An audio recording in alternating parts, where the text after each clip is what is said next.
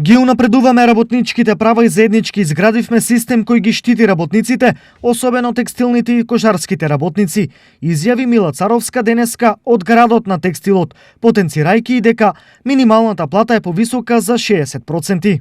Не само што ја зголемивме минималната плата за 60%, да не заборавиме дека таа беше 9000 денари токму во најризичните гранки како текстилот и кожарската индустрија, ја направивме денеска да биде 14500 денари.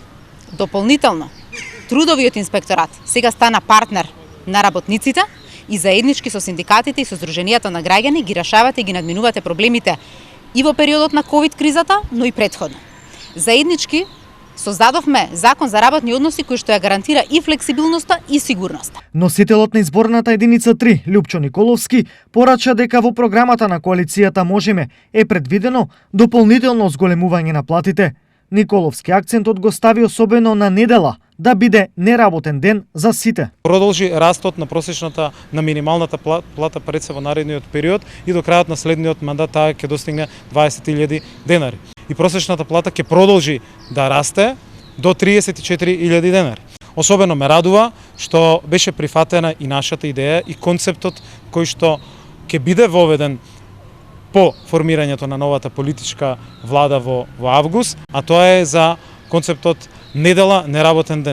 Програмата на коалицијата Можеме во делот на унапредување на работничките права е правена по претходни консултации и сугестии на самите работници. Тоа е нов закон за работни односи, почовечен, похуман, кој што ќе е во корист на работниците.